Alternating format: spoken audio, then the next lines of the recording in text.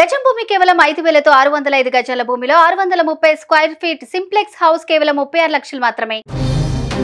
రామోజీరావు గారి మీద అంటే మార్గదర్శి ఫైనాన్స్ మీద కేసు వేసింది ఆంధ్రప్రదేశ్.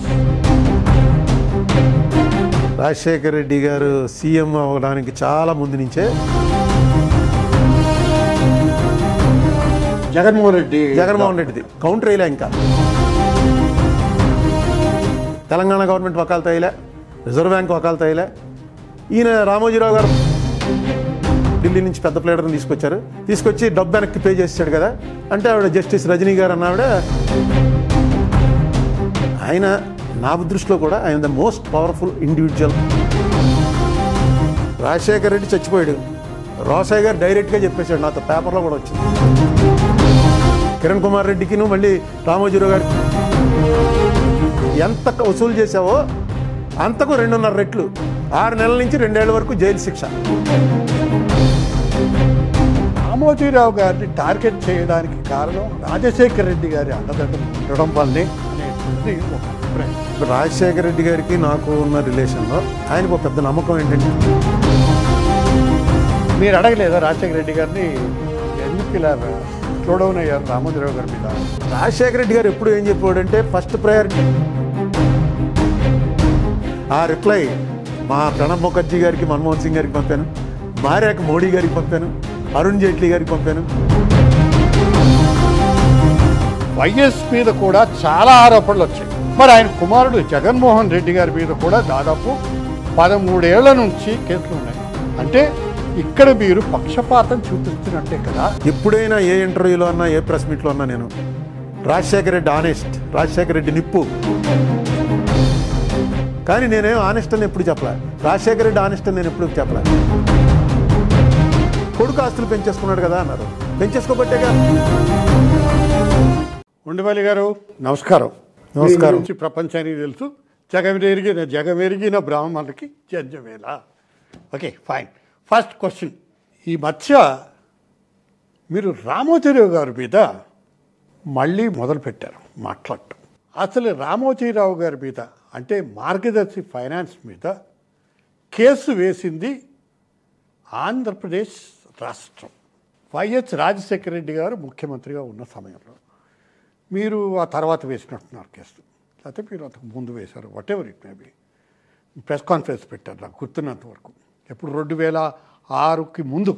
నేను అడిగేది ఏంటంటే, అసలు ఈ కేసుకి సంబంధించిన పూర్వాపరాలు మొన్న ఎక్కడో చూశాను నేను, చాలా సుదీర్ఘంగా ఉంది. అది స్పష్టంగా ప్రేక్షకులకి అర్థమయ్యేటట్టు మీరు ఏం చెప్పినా బాగుంటుంది, చక్కగా చెప్తారు కాబట్టి. సో అదేవిధంగా చెప్పండి. ఇది కేసు ఏంటంటే 1990ల నుంచి, అంటే రాజశేఖర రెడ్డి గారు సీఎం అవ్వడానికి చాలా ముందు నుంచే మా ఇంట్లో మా అమ్మ, మా తమ్ముడు, మా తమ్ముడి భార్య, వీళ్ళందరూ కూడా మార్గదర్శిలో డబ్బులు దాచుకుంటున్నారు. వీళ్ళకి మార్గదర్శికి సంబంధించినటువంటి ఏజెంటు మాకు బాగా తెలుసున్నవాడు. అతను వచ్చి, మీ బ్యాంకులో అయితే ఎంత ఇంట్రెస్ట్ వస్తుంది, మార్గదర్శిలో దాచుకోండి, రామోజీరావుది ఇది చాలా కరెక్ట్గా పేమెంట్ ఉంటుంది అంటే వీళ్ళు డబ్బులు దాచుకోవటం మొదలెట్టారు. ప్రతి ఏడాదికో 2 ఏళ్ళకో అది ఎక్స్పైర్ అవుతుంటే మళ్ళీ రెన్యూ చేయటం, అలా చేసుకుంటూ వస్తుంటే 2005లో అనుకుంటాను నేను ఎంపీ అయ్యాక, నాకు అప్పుడు దాకా తెలియదు అసలు. అంతకుముందు ఒక చోట డబ్బు దాచుకుని వీళ్ళు దెబ్బతిన్నారు, 1 లక్ష రూపాయలంతో. నేను చెప్పాను, మీరు దాచుకుంటే బ్యాంకులో దాచుకోండి, ఇంకెక్కడ దాచుకున్నా గ్యారంటీ లేదు, తర్వాత డబ్బులు పోయాయని ఏడిస్తే మాత్రం నేనేం చేయలేను అని చెప్పాను. అందుకని ఈ మార్గదర్శిది మాకు చెప్పలేదు అసలు దాస్తున్నట్టు. 2005లో వీళ్ళేంటి డబ్బు మళ్ళీ రెన్యూ చేయడానికి వెళ్తే, ఆ రామోజీరావు గారి చిట్ ఫండ్ కంపెనీయే వాళ్ళ ఆఫీసు, ఇది కూడా ఫైనాన్షియల్ ఆఫీస్ కూడా అదే. వాళ్ళు ఏం చెప్పారంటే, 1 లక్ష రూపాయలు దాటితేనే రెన్యూ చేస్తున్నాం, మీది 70,000 ఉంది, 70,000 రెన్యూ చేయం, 1 లక్ష రూపాయలు 30,000 పట్టుకురండి అన్నారు. అనేటప్పుడు వీళ్ళు ఇదేంటిది, రెన్యూ చేయడానికి మళ్ళీ ఇంకో 30,000 మనం కట్టాలా, ఎందుకులే అని చెప్పి మా డబ్బు మాకు ఇచ్చేయండి అన్నారు. డబ్బు మాకు ఇచ్చేయండి అనగానే వీళ్ళు ఒక రిసీట్ ఇచ్చారు, ఒక చిన్న కాగితం మీద ఓ రిసీట్ ఉంది. ఆ రిసీట్ మీద టు బి పేయబుల్ 70,000 అని ఎవరో అక్కడ లోకల్ అతను సంతకం పెట్టింది. వీళ్ళ దగ్గర ఉన్న సర్టిఫికేట్ తీసేసుకున్నారు. ఆ సర్టిఫికేట్ ఏమో రామోజీరావు సంతకంతో ఉంది. ఆ సర్టిఫికేట్ తీసేసుకుని చిన్న కాగితం మొక్క ఇచ్చారు. మా మదర్కి అనుమానం వచ్చింది. అప్పటికే మా మదర్కి 85. మా మదర్కి అనుమానం వచ్చింది, ఏమిట్రా ఇలా సర్టిఫికేట్ లాగేసుకుని రోజు పేపర్లో చూస్తున్నారు, ఆ బ్యాంకు మొత్తడిపోయింది, ఈ బ్యాంకు పోయిందని. ఈ కాగితం మొక్క ఇచ్చారని చెప్పి అప్పుడు నాకు ఫోన్ చేసి చెప్పింది, ఒకసారి ఇంటికి రారా అని. మా మదర్ ఉండే ఇల్లు వేరు, నేను ఉండే ఇల్లు వేరు. వెళ్ళాను, వెళ్తే కాగితం మొక్క ఇచ్చి చూపించింది. చూపిస్తే నేను రామోజీరావు కదే, ఏముంటుంది ఇచ్చేస్తారు, ఎక్కడికి పోతాడు, ఏం కంగారు పడకండి, జనరల్గా రామోజీరావు లెవెల్ మనిషి ఇలాంటి చీటింగ్లు అవి చేయడం చెప్పి నేను ఇగ్నోర్ చేశాను. చేసిన తర్వాత నాకు అనుమానం ఎక్కడొచ్చిందంటే ఆ సర్టిఫికెట్ చూపించారు. ఆ సర్టిఫికెట్ చూస్తే అది వేరే రకంగా ఉంది, ఈ కాగితం చూస్తే వేరే రకంగా ఉంది.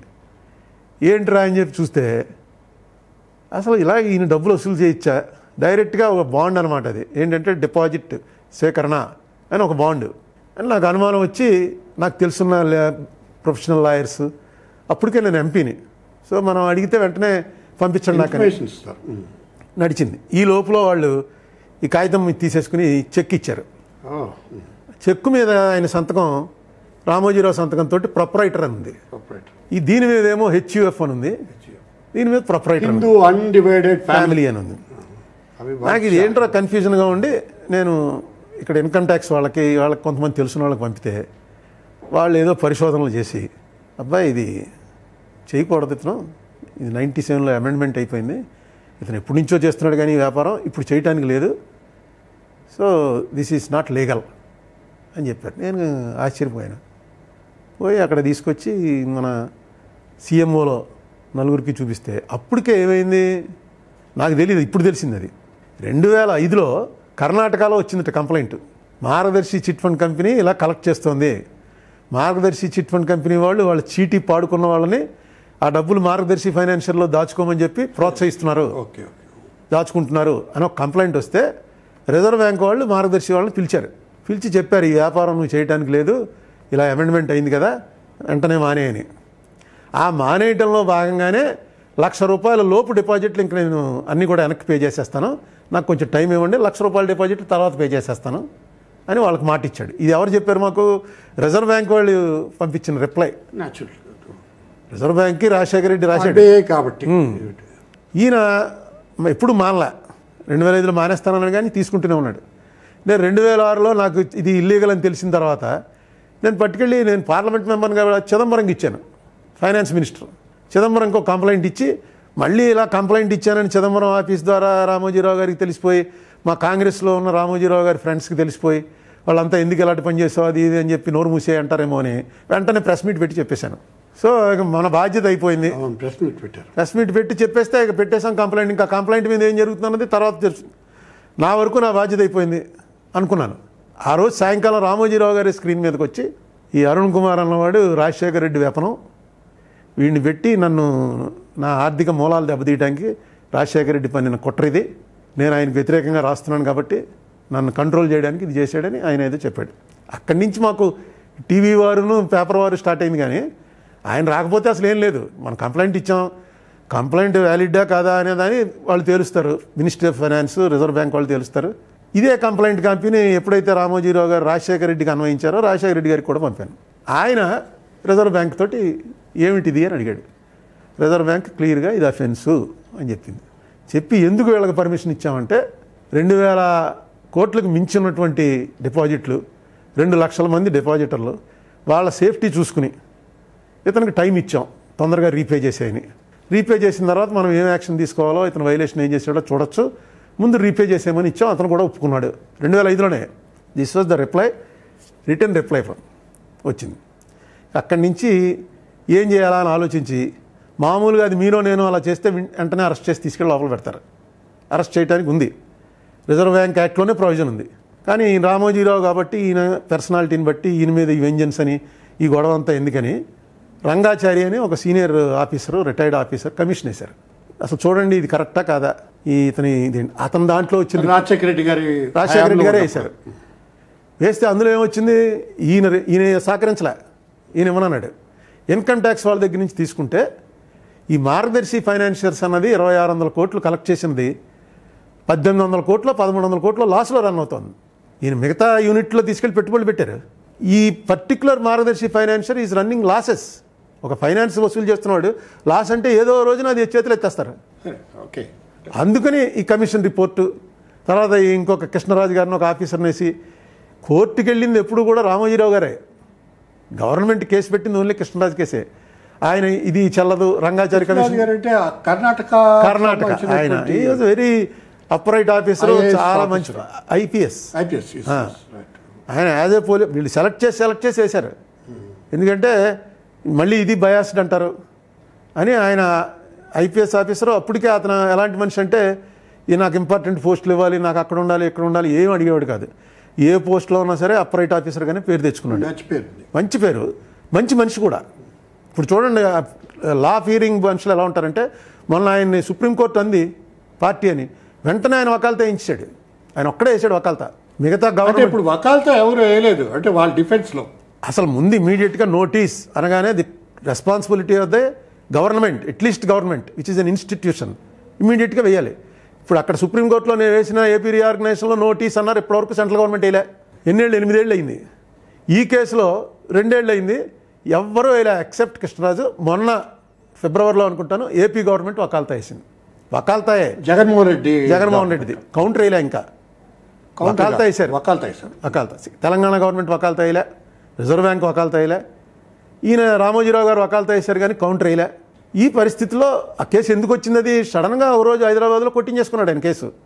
ఆ పరిస్థితులన్నీ జాగ్రత్తగా చూసుకుని ఇక్కడ కేసీఆర్ ఎలక్షన్ క్యాంపెయిన్లో ఉన్నాడు. అప్పుడు డిజాల్వ్ చేశాడు అసెంబ్లీ. ఎవరు లేరు ఇక్కడ, హెల్మ్ ఆఫ్ ద అఫైర్స్ ఎవరు లేరు, ఇది పట్టించుకునేవాడు లేడు. జాగ్రత్తగా టక్మని ఇక్కడ మూవ్ చేశారు. ఢిల్లీ నుంచి పెద్ద ప్లేడర్ని తీసుకొచ్చి డబ్బు వెనక్కి పే చేసాడు కదా, ఇంకెందుకు ఈ క్రిమినల్ కేసు అంటే ఆవిడ జస్టిస్ రజనీ గారు అన్నావిడ కేసు కొట్టేసింది. క్రిమినల్ లైబిలిటీ ఏం లేదు, తీసామని. అసలు అట్లీస్ట్ నేను పే చేసాను అన్నప్పుడు ఏదో ఆధారం చూపించాలిగా. ఇదిగో సతీష్ బాబు గారికి ₹1,00,000, అరుణ్ కుమార్కి 1,00,000, ఈ కాగితం ప్రకారం పే చేసాం. ఇప్పటివరకు ఆయన ఎవ్వరికి కోర్టులకు కూడా చూపించడు, ఆయన రిజర్వ్ బ్యాంక్ కూడా చూపించడు, స్టేట్ గవర్నమెంట్కి చూపించవలసిన అవసరం లేదు అంటాడు ఆయన. పైపెచ్చు ఇంకొకళ్ళు ఎవరో మార్గదర్శి డిపాజిటర్స్ అసోసియేషన్ అని 2007లోనో 8లోనో కోర్టుకు వెళ్ళి ఓ స్టే తెచ్చుకున్నారు. ఏమని? మా డిపాజిట్ వివరాలు బయటికి చెప్పడానికి మేము ఇష్టపడట్లేదు, చెప్పకూడదు, చెప్తే మాకు ఇన్సెక్యూరు అంటే ఎవరెవరు డబ్బులు వేసారో వాళ్ళని రాజశేఖర రెడ్డి చంపేస్తాడనమాట. అంటే వాళ్ళు కోర్టు స్టే ఇచ్చింది, వాళ్ళ పేర్లు బయటెట్టడానికి వీలేదని. ఇప్పటి వరకు ఆయన దగ్గర ఎవరు డిపాజిట్ చేశారు, ఎంతమందికి తీర్చారు, ఎంతమందికి ఇంకా తీర్చవలసిన వాళ్ళు ఉన్నారని కూడా ఆయన ఒప్పుకున్నాడు. వాళ్ళు వచ్చి డబ్బు అడగట్లేదుట. అదేం చేయాలో తెలియదు, నా దగ్గర ఇంత డబ్బు ఉంది ఇంకా అని కూడా కోర్టులో వేసాడు. ఏవి కూడా ఎవరికి చెప్పరండి ఆయన ఈ feels is above law. And ఆయనకి మంచి నెట్వర్క్ ఉంది.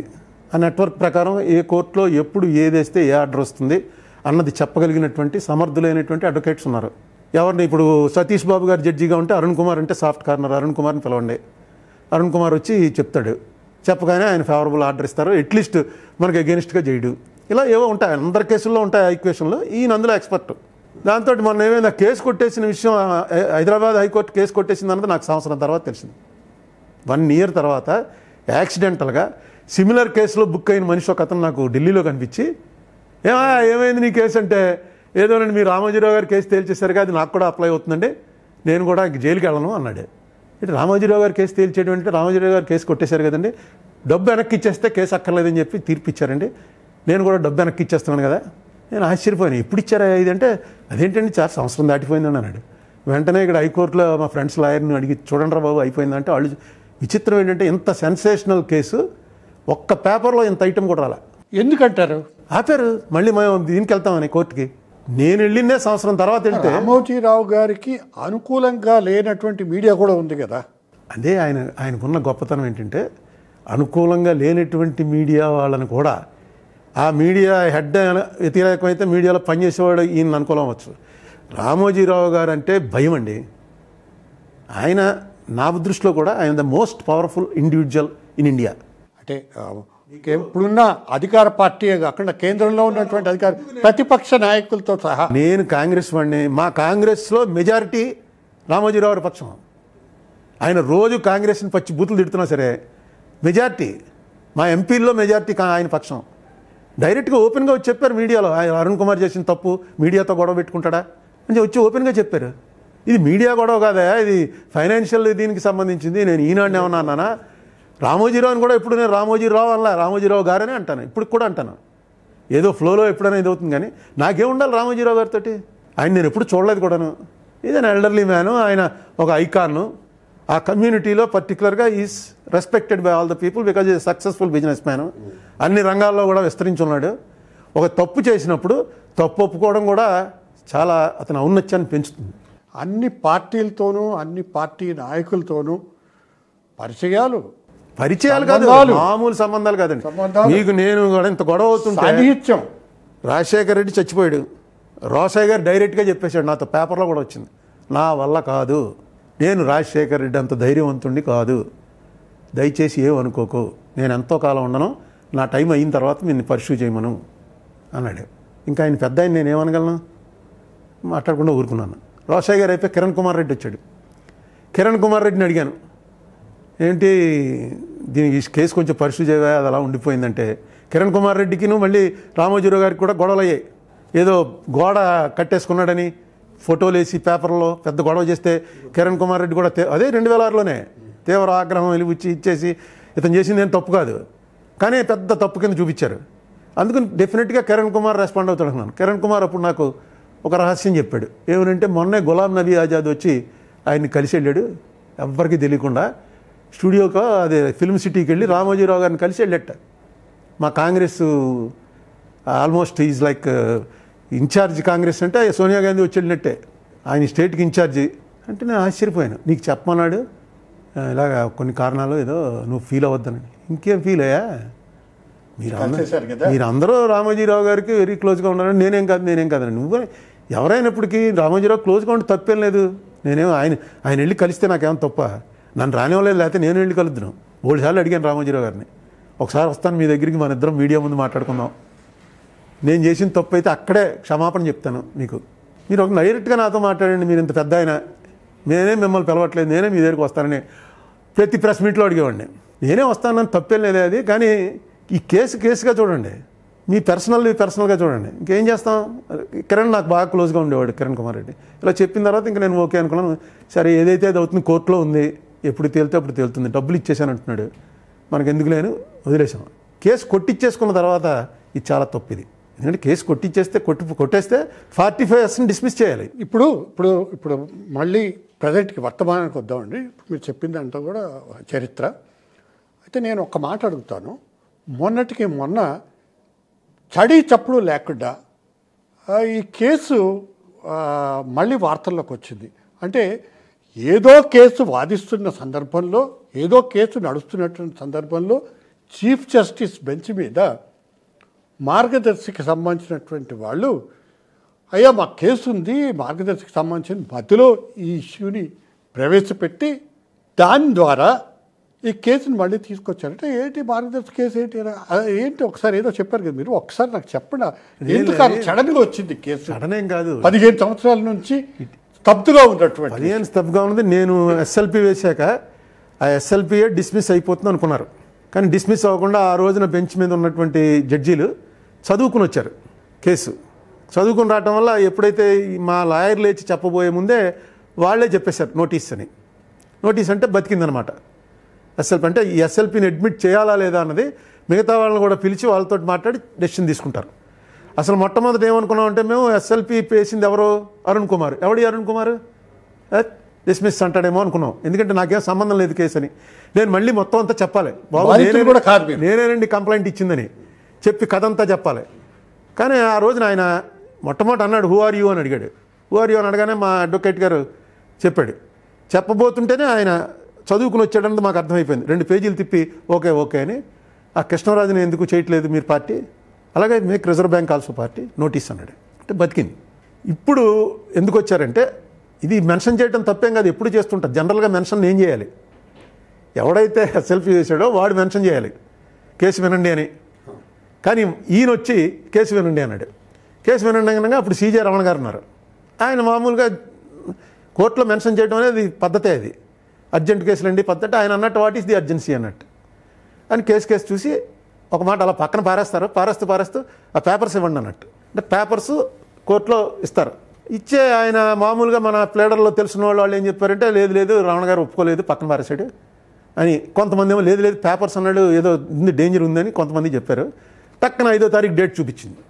ఏ 5వ తారీఖు? ఈ నెల 5 కంప్యూటర్లో వస్తాయి. 5వ తారీఖు డేట్ చూపించింది. 5వ తారీఖు డేట్ ఇచ్చారంటే డేట్ వినేస్తారనమాట. అంటే ఆయన వినరు, మళ్ళీ మాది అడ్మిట్ అయిన బెంచ్కి వెళ్తుంది, లేకపోతే బెంచ్ మార్చచ్చు ఆయన. అది ఆయన చేతిలోనే ఉంటుంది. రిజిస్ట్రార్ మొత్తం సుప్రీంకోర్టుకి ఆయన is like prime minister of India for the supreme court. ఆయన డెసిషన్లు తీసుకుంటారో అవుతుంది. మరి వీళ్ళు ఎందుకు మెన్షన్ చేశారన్నది నేనేం ఆరోపణలు చేయలేను, కానీ బట్ డెఫినెట్గా ఎప్పుడు మెన్షన్ చేస్తారంటే వాళ్ళు మనకు ఫేవరబుల్ ఆర్డర్ వస్తుందంటే చేస్తారు. అయితే ఎందుకు కలుక్కుంటారు? మనం అడగాలి టైము. ఎప్పుడు వింటారండి నాకు నేను వేసిన పిటిషన్ అని. నేను వేసిన పిటిషన్ ఎప్పుడు వింటారనో వాళ్ళు అడిగారు, వాళ్ళు కౌంటర్ కూడా వేయకుండా. సో ఇది కొంచెం విచిత్రంగా అనిపించి వెంటనే మా ప్లేడర్లతో నా అదృష్టం ఏంటంటే చెప్పానుగా మీకు మొన్న ప్రెస్ మీట్లో కూడా చెప్పాను, లేకపోతే అసలు రామోజీరావు గారితో తలపడడానికి కావాల్సిన శక్తి. మీరు ప్రశాంత్ భూషణ్ గారు టేకప్ చేశారు కదా? ప్రశాంత్ భూషణ్ గారిని దగ్గరికి వెళ్ళిన case AP reorganisation case. Okay, అది నేను వీళ్ళు ఆలోచించినట్టే నేను ఎలా ఆలోచించానంటే, రమణ గారు ఆంధ్ర ఆయనకి అన్నీ తెలుసు కాబట్టి కొంచెం ఎవరన్నా పెద్ద ప్లేటర్ చేత మెన్షన్ చేయిస్తే డేట్ ఇస్తారేమో, ఇస్తే ఈ కేసు 8 ఏళ్ల నుంచి పెండింగ్ ఉందని. నేనైతే సరిపోను, అది నేను పార్టీ ఇన్ పర్సన్, నేనే వాదించుకోవాలి. నేనైతే సరిపోనా లేకపోతే ఆంధ్రవాడు తెలుసున్నవాడు అని చెప్పి ఇచ్చేశారని ఏమన్నా టాక్ వస్తుందా, ఆయనకి అలాంటి పేరు రాకూడదని ప్రశాంత్ భూషణ్ అనే ఆయన దగ్గరికి మా రమేష్ అని మా అడ్వకేట్, అక్కడ నా ఫ్రెండ్ సుప్రీంకోర్టు అడ్వకేట్, ఆయన సలహా ఇచ్చాడు ప్రశాంత్ భూషణ్ అడుగుదామని. ప్రశాంత్ భూషణ్ ఇలా కూర్చుని మాట్లాడితే డబ్బులు తీసుకుంటాడు, కాన్ఫరెన్స్ ఛార్జెస్ ఉంటాయి, ఎవ్రీథింగ్ ఈజ్ మనీ. ఎవ్రీథింగ్ ఒక్క రూపాయి తీసుకోవాలా. నేను ఎవరో కూడా తెలియదు. మా రమేష్ గారు చెక్ కట్టుకొచ్చాడు, ఆయన 35,000 40,000 మినిమం అండి మనం ఇచ్చేయాలి, ఆయన అడగకపోయినాడు. ఆయన అక్కడికి వెళ్ళిన తర్వాత అతను చెక్ తీయగానే ఆయన నో అన్నాడు. మరి ఏమో నా దశ అలా ఉంది. No it's okay, it's for public cause, పైసా తీసుకోవాలి. అపీల్ అయ్యాడు కోర్టులో, రమణ గారు కోర్టులో అడిగాడు. రమణ గారు డేట్ ఇస్తానన్నాడు, కానీ ఇవ్వలేదు ఇప్పటివరకు. ఏమో మరి ఇంకా 10 రోజులు టైం ఉంది, ఆయన దిగిపోతూ కూడా ఇవ్వచ్చు. ఇప్పుడు కేసు ఎక్కడుంది? ఏ డేట్కి ఇచ్చారు? డేట్ ఏం ఇవ్వలే, 8 ఏళ్ల నుంచి ఉంది కేసు, 2014లో వేసింది. అది సరే, నేను మొన్న 5వ తారీఖు ఈ కేసా ఇప్పుడు నేను చెప్పింది ఏపీ రీఆర్గనైజేషన్. ఇది నేననేది మార్గదర్శక కేసు. ఈ కేసుకి ఇంకా డేట్ ఏమి ఇవ్వాలి, ఇంకా ఎవరు అసలు కౌంటర్లే ఫైల్ చేయలే. మేము అడగాలి ఏమనంటే కౌంటర్లు ఫైల్ చేయలేదండి కొంచెం చెప్పండి అంటే అప్పుడు కోర్టు సీరియస్ అవుతుంది. 4 వారాలు టైం ఇస్తున్నాను, అందరూ కౌంటర్లు ఫైల్ చేయండి అని. ఇంకా అది మేము అడగలే. ఆయన వచ్చి ఈ కేసు వినేయండి అని అడిగాడు. ఓకే, అడిగితే డేట్ చూపించేస్తుంది కంప్యూటర్. మరి ఆ కంప్యూటర్ డేట్లు ఎలా చూపిస్తాయన్నది నిన్న మొన్న ఒక జడ్జి గారు, డైరెక్ట్గా జడ్జి గారు ఎంఆర్ షా అనే జడ్జి గారు, ఆయన అన్నాడు ఏంటిది కోర్టు, సుప్రీంకోర్టు జడ్జి, ఆయన అంటాడు ఏంటి నేనా ఇక్కడ జడ్జిని, రిజిస్ట్రీ ఆఫీసా, ఎవడు తేల్చాలి, ఏ కేసు వినాలి, ఏ కేసుకు ఏం తీర్పు ఇవ్వాలి, నేను తేల్చాలా, రిజిస్ట్రార్ ఆఫీస్ తేల్చి వాళ్ళు పంపిస్తారా, వాట్ ఈస్ దిస్ అని జడ్జి గారు అన్నాడు.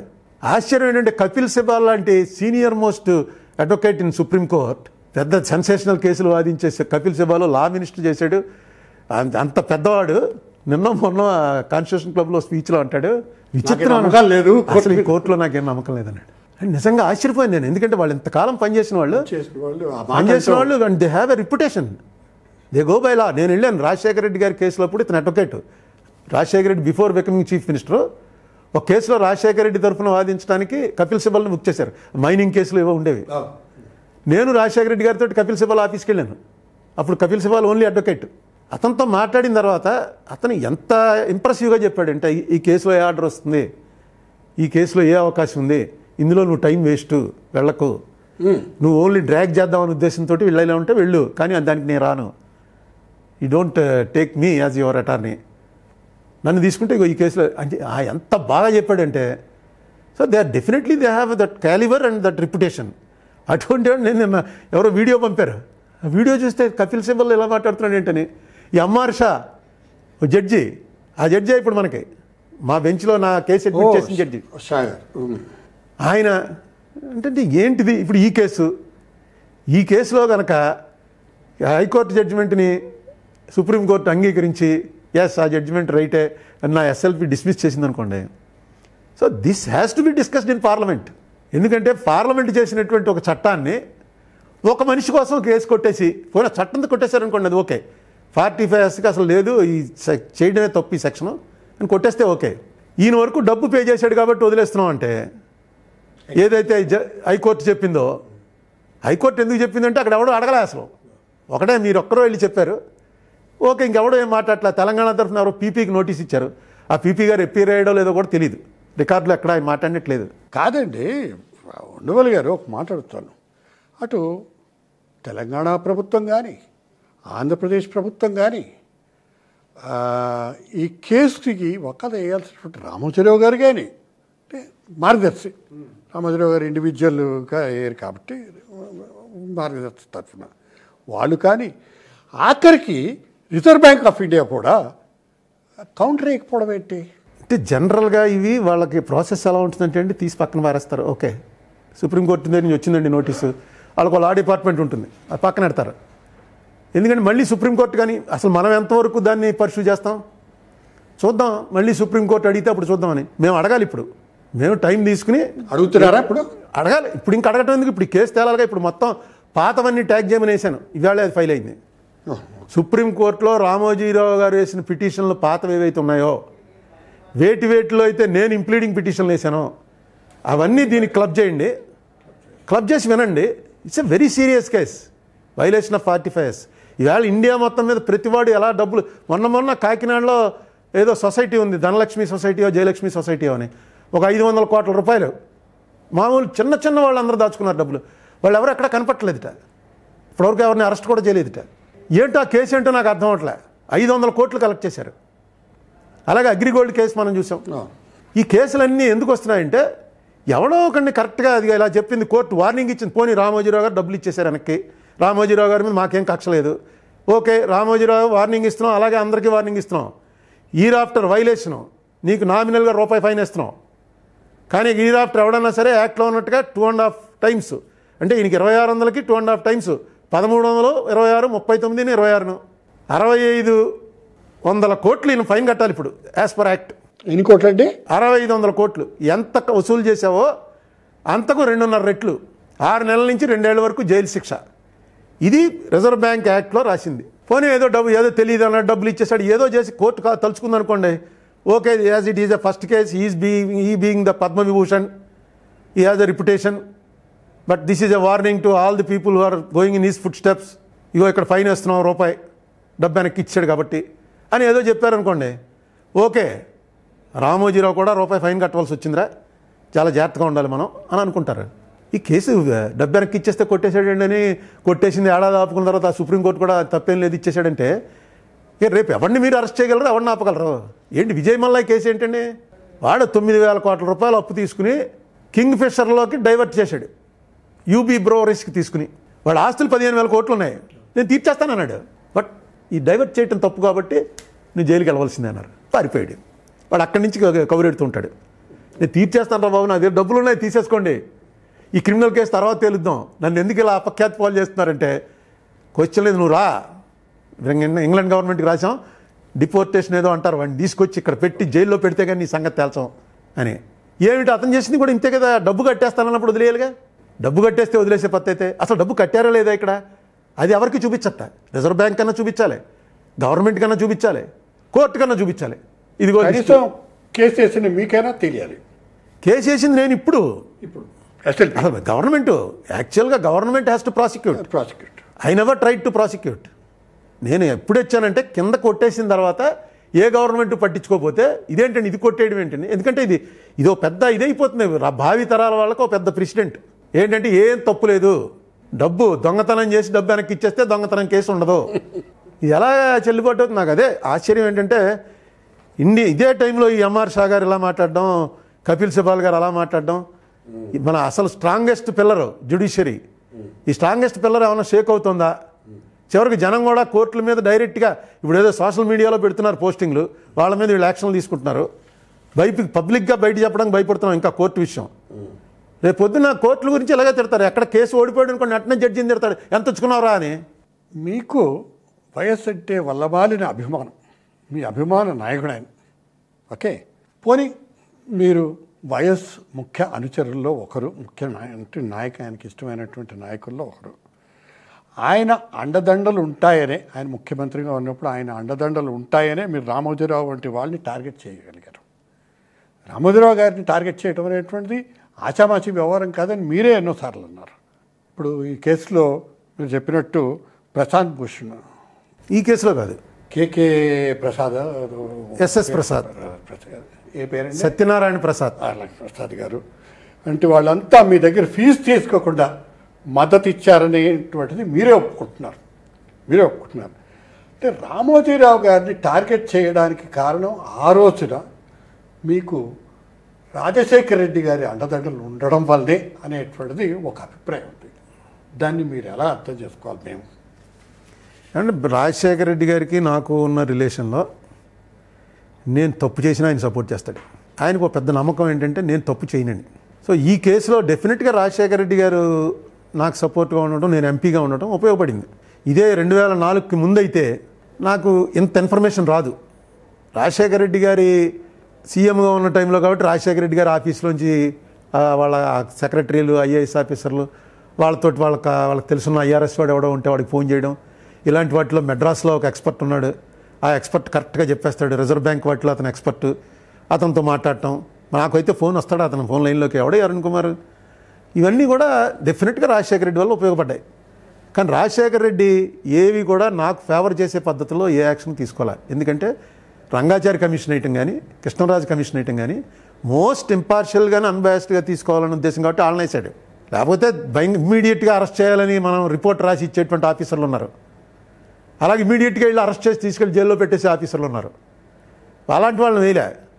ఇంటిగ్రిటీ చూసి, మోస్ట్ ఆనెస్ట్ చూసి, ఇతను ఏ రిపోర్ట్ ఇస్తే ఆ రిపోర్ట్ గవర్నమెంట్ నమ్మచ్చు అన్న వాళ్ళనే వేసాడు. So Rajasekhara Reddy did is duty. అది కూడా నేను అనుకోవటం తర్వాత హైకమాండ్ నుంచి ఏదో ప్రెజర్ వచ్చి ఉంటుంది. 2008 తర్వాత ఆయన కూడా తగ్గిపోయాడు. ఆయన 9 వరకు అంతకన్నా ఆ స్పీడు తగ్గింది 2008 తర్వాత.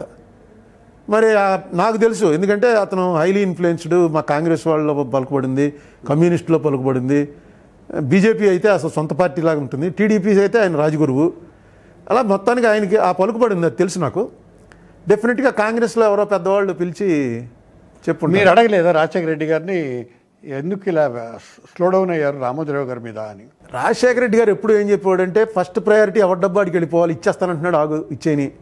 క్రిమినల్ కేసు ఎప్పుడు ఉంటుంది. ఇప్పుడు మనం డిస్టర్బ్ చేసి వచ్చే డబ్బులు రాకుండా చేశారు అన్నారు. ఇప్పుడు అగ్రిగోల్డ్ ఇలాంటివన్నీ ఉన్నాయి. ఇవి ఏంటి, గవర్నమెంట్ ఎప్పుడైతే వాటిని సీజ్ చేసిందో వాటి వాల్యూ అంతటికి వచ్చేస్తుంది. చాలా సింపుల్ పాయింట్.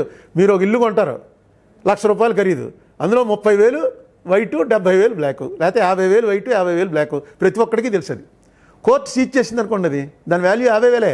ఎందుకంటే కోర్టులో బ్లాక్ ఉండదుగా, వైట్ ఇచ్చే కొనుక్కోవాలి. కోర్టు వేలం అనగానే అయిపోయింది.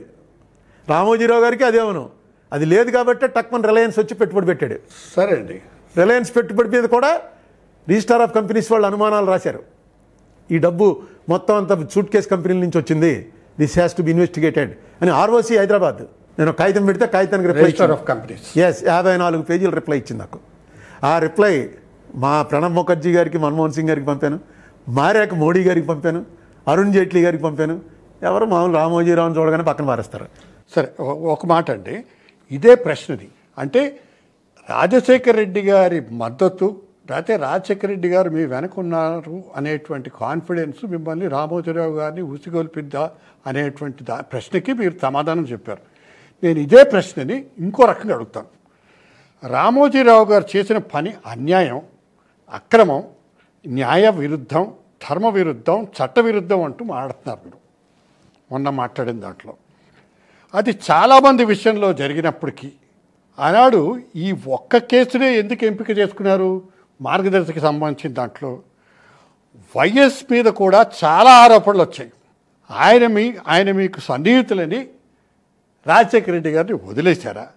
మరి ఆయన కుమారుడు జగన్మోహన్ రెడ్డి గారి మీద కూడా దాదాపు 13 ఏళ్ల నుంచి కేసులు ఉన్నాయి. ఆయన బెయిల్ ఇచ్చి కూడా 12-13 సంవత్సరాలు అయిపోతుంది. వీళ్ళందరి మీద ఎందుకు మాట్లాడరు మీరు? అంటే ఇక్కడ మీరు పక్షపాతం చూపిస్తున్నట్టే కదా లెక్క అని నేనంటే దానికి మీ సమాధానం ఏంటండి?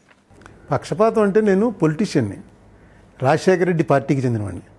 నేను ఇన్నేళ్ల నుంచి కాదు కదా, ఇన్నేళ్ల నుంచి మాట్లాడుతున్నాను. ఎప్పుడైనా ఏ ఇంటర్వ్యూలో అన్నా, ఏ ప్రెస్ మీట్లో అన్నా నేను రాజశేఖర రెడ్డి ఆనెస్ట్, రాజశేఖర రెడ్డి నిప్పు అని అన్నానా? ఒకసారి చూడండి. అంటే అనకపోవడం వేరు, అనకుండా మాట్లాడకుండా ఉండడం వేరు కదా. అది కాదు ఈ రాజకీయంలో. ఇప్పుడు నేను 4 ఎలక్షన్లు కంటెస్ట్ చేశాను, 2 ఎమ్మెల్యే ఎలక్షన్లు, 2 ఎంపీ ఎలక్షన్లు. ఒక్క ఎలక్షన్కే నాకు పార్టీ నుంచి డబ్బులు వచ్చినవి. మిగతా 3 ఎలక్షన్లు నాకు పార్టీ ₹1 ఇవ్వాల. 3 ఎలక్షన్లు కంటెస్ట్ చేశానుగా. ఎక్కడి నుంచి తీసుకొచ్చాను డబ్బు? నేను ఏమన్నా రిక్షా లాగి సంపాదించానా, రాయి కొట్టి సంపాదించానా, లేకపోతే ఆస్తులు అమ్మేసి తీసుకొచ్చి పెట్టానా? ఎవరిచ్చారా డబ్బు? కలెక్షను మీరు ఇస్తారు. మీరు 10,000 ఇస్తారు, అరుణ్ నాకు ఫ్రెండ్ అని. ఆ 10,000 ఏంటి? బ్లాక్. దానికి రిసీట్ ఉండదు, ఏమి ఉండదు, బ్యాంక్ చెక్ ఉండదు. వచ్చే డబ్బు అంతా ఇలా వసూలు చేసుకుంటాం, ఇలా ఖర్చు పెడతాం. అందుకే నేను ఆనెస్ట్ అని కూడా ఇప్పుడు చెప్పలే. నేను డబ్బు సంపాదించుకోపోయి ఉండొచ్చు, కానీ నేనేం ఆనెస్ట్ అని ఎప్పుడు చెప్పలే.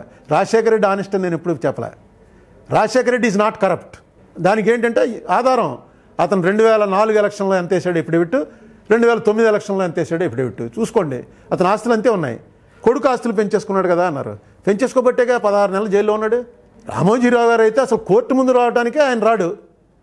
ఈయనేమో 16 నెలలు జైల్లో ఉండి ఇవాళకి కూడా వారానికి ఒకసారి కోర్టుకు వెళ్తుంటే, అంటే ఇడుపులపాయ ఎస్టేట్ మొత్తం కూడా దాచిపెట్టి దానికి సంబంధించిన వివరాలన్నీ అఫిడవిట్లో రాకుండా చూస్తుంది రాజశేఖర రెడ్డి గారు చేశారు కదా. అవును, ఇది దాని ఏమంటారు, ఎలక్షన్ కమిషన్ ముందు చూపించలేదన్నది. వెంటనే తెలుగుదేశం వాళ్ళు కేసు పెట్టారు. కేసు కొట్టేసింది కోర్టు. కేసు ఎందుకు కొట్టేసింది? నమ్మింది. ఈయన ఏం పెట్టాడంటే, నేను ఈ ల్యాండ్ నా కూతురికి పసుపు కుంకుమల కింద ఇచ్చాను, అది రిజిస్టర్ అయిపోయింది అనుకున్నాను, అవ్వలేదని చెప్పి ఇప్పుడు తేలింది. తెలుగుదేశం వాళ్ళు పిటిషన్ వేశాక ఇప్పుడు చేసేస్తాను అంటే కోర్టు వారు అంగీకరించారు, ఎలక్షన్ కమిషన్ వారు కూడా అంగీకరించారు. ఓకే, ఇది ఓన్లీ మిస్టేకే తప్ప ఇదేం హైడింగ్ కాదు, పొరపాటున జరిగింది. ఓకే, అన్ని ఆస్తులు చెప్పి ఇది ఒక్క ఆస్తి ఎందుకు చెప్పకుండా ఉంటాడు, పొరపాట్లో జరిగింది అని అంగీకరించారు. హైకోర్టుకి వెళ్ళారు వీళ్ళు, హైకోర్టు కూడా కొట్టేసింది. ఇక అంతకన్నా రాజశేఖర రెడ్డి క్లీన్ చిట్ ఏం కావాలి? ఇక కొడుకు విషయం అన్నారు. కొడుకు ఇప్పటికీ వెళ్తున్నాడు కదా, ఇప్పటికీ వాయిదాలకు వెళ్తున్నాడు. రామోజీరావు గారు ఎప్పుడైనా ఏ కోర్టు కానీ ఏదైనా ఆఫీస్కి కానీ కృష్ణరాజు దగ్గరికి కానీ రంగాచారి దగ్గరికి కానీ ఎవరి దగ్గరికి రానన్నాడు. ఆఖరికి ఒక ఇన్కమ్ ట్యాక్స్ ఆఫీసర్ పిలిస్తే ఆ ఇన్కమ్ ట్యాక్స్ ఆఫీసర్ దగ్గరికి వెళ్ళి ఆయన ఏం మాట్లాడాడు, ఈయన ఏం మాట్లాడాడు తెలియదు, కానీ 4 రోజుల్లో ఇన్కమ్ ట్యాక్స్ ఆఫీసర్ నుంచి ట్రాన్స్ఫర్ అయిపోయాడు. కాంగ్రెస్ అక్కడ ఇక్కడ రూలింగ్లో ఉండగా, రాజశేఖర రెడ్డి మోస్ట్ పవర్ఫుల్ సీఎంగా ఉండగా, ఒక ఇన్కమ్ ట్యాక్స్ ఆఫీసరు పిలిచి ఇన్కమ్ ట్యాక్స్ లెక్కలు, ఇన్కమ్ ట్యాక్స్ దగ్గరికి ఎవడైనా వెళ్ళాలి. ఇప్పుడు ఈడీ దగ్గరికి సోనియా గాంధీ వెళ్ళింది, పిలవమనండి. ఇన్ని మొత్తం ఈయన తీసుకున్న 20,000 రూపాయలు మించి క్యాష్ తీసుకుంటే అఫెన్స్. ఎక్కడి నుంచి వచ్చింది, లాండరింగ్లో వచ్చిందా, హవాలాలో వచ్చిందా, అందరినీ మొత్తం రాహుల్ గాంధీని అందరినీ అడుగుతున్నారు. ఈయనవి రికార్డెడ్గా ఉన్నాయి. రికార్డెడ్గా ఈయన తీసుకున్న మొత్తం డబ్బే మార్గదర్శి ఫైనాన్షియర్స్కి మా మదర్ బ్రదర్తో సహా ఎవరు ఇచ్చినా సరే క్యాషే ఇచ్చారు. అంత క్యాష్ 2,600 కోట్ల రూపాయలు క్యాష్ కలెక్ట్ చేసినటువంటి మనిషిని క్యాష్ కలెక్ట్ చేసేవేంటే అని అడగటానికి ఈయన రానే రాడు. అసలు అడుగుదామని మీరు నోటీస్ ఇస్తే నోటీస్ స్టే వస్తుంది. సో ఈయన అసలు అది ఇమ్యూనిటీ ప్రకటించేయచ్చు, లేకపోతే ఏదో బ్రిటిష్ రాణిలాగా వీరు ఏమి నేరం, వీరి మీద నేరం మోపడానికి లేదు, ప్రకటించేమనండి. రామోజీరావు గారు ఏ నేరము చేయరు, ఒకవేళ చేస్తే అది నేరం కాదు అని. అలాగే ఇప్పుడు జరుగుతుంది. చూద్దాం ఇప్పుడు సుప్రీంకోర్టు ఏం చేస్తుందో. ఖచ్చితంగా ఇది చాలా పెద్ద సబ్జెక్టు. ఈ రకంగా చట్టం నుంచి తప్పించుకోవచ్చు అన్నదానికి ఈ కేసు ఒక ఉదాహరణ. జడ్జిమెంట్ ఏ విధంగానే రావచ్చు కదా, ఇప్పుడు మనం అందుకు ముందు కాదు, ఏ జడ్జిమెంట్ వచ్చినప్పుడు నాకు రామోజీరావు గారికి సరిహద్దు గొడవలు ఏం లేవు. ఏమంటే నేను ఆయన ఎప్పుడు చూడలేదు, ఆయన నన్ను ఎప్పుడు చూడలేదు. నాకు ఆయన మీద ఏ రకమైనటువంటి అగౌరవం కూడా లేదు. Is a successful business man. ఆయన మొత్తం అందరినీ ఫింగర్ టిప్స్ మీద ఆడిస్తున్నాడు. ఆయనకి అదృష్టం కలిసి వచ్చింది, చాలా ఉన్నత పరిస్థితుల్లోకి వెళ్ళాడు. ఆయన అలా ఉండటం వల్ల నాకేం నష్టం లేదు, అలాగే ఉండేవండి. బట్ ఇంత జరిగిన తర్వాత, ఇంత పెద్ద నేరం జరిగింది, కనీసం పిలిస్తే ఒక ఎంక్వైరీకి కూడా నన్ను పిలవడానికి వీల్లేదనేటువంటిది ఉన్నప్పుడు ఖచ్చితంగా దీన్ని ఎదిరించకపోతే నేను ఇన్నేళ్ళు రాజకీయాల్లో ఉన్నది వ్యర్థం. ఎదిరించి సక్సెస్ అవుతానా ఫెయిల్ అవుతానా వేరే విషయం. అంటే నాకు గుర్తున్నంత వరకు రామోజీరావు గారు మీరు ఇంతకుముందు అసెంబ్లీ వర్సెస్ ఇది కౌన్సిల్ రద్దే చేయించాడు ఆయన. రద్దు కాదు నేనేది, విజయరామారావు గారు కమిషనర్ గారు డీజీపీ గారు ఉన్నప్పుడు ఈయన ఆఫీస్కి వెళ్ళి ఆయన అరెస్ట్ చేయమని చెప్పింది అసెంబ్లీ. ఏవో వ్యాఖ్యలు జరిగినాయి. అసెంబ్లీ కాదండి, పెద్దల సభలో గలాభా. పెద్దల సభలో గలాభా, ఎస్. అది కౌన్సిల్లో అది చూడగానే కౌన్సిల్ పిలిచారు ఈయన రానన్నాడు. రాననేటప్పటికి తీసుకురమ్మని నోటీస్ ఇచ్చారు. దాని మీద ఆయన స్టే తెచ్చుకున్నాడు అనుకుంటాను. ఈ లోపల అసలు కౌన్సిల్ రద్దు చేయించాడు. అది పవర్ అంటే, నన్ను పిలుస్తారా అని. ఇక్కడ రాజశేఖర రెడ్డి ముఖ్యమంత్రి కూడా రద్దు చేద్దామని ట్రై చేశాడేమో నాకు తెలియదు, కానీ పని జరగలేదు. కానీ డెఫినెట్గా రాజశేఖర రెడ్డి మీద ఆయనే ఒక విజయం సాధించాడు. ఎందుకంటే కనీసం రామోజీరావుని రాజశేఖర రెడ్డి నియమించిన కమిటీ పిలిచి ఎంక్వైరీ కూడా చేయలేకపోయింది. అన్ని స్టేలు తెచ్చుకున్నాడు ఆయన. సరేండి, రామోజీరావు గారి గురించినటువంటి విషయంలో all the best for your case and supreme court. ఈ కేసులో ఏ తీర్పు వచ్చినా it is not going to effect me in person. Effect అని కాదు, ఇది ఏదో ఒక పోరాటం రామోజీరావు గారు అనేటువంటి పోరాటంలో మీరు సక్సెస్ అవుతారని విష్ చేస్తున్నాను. చూద్దాం, సక్సెస్ అవటం అందరికీ మంచిది. అదే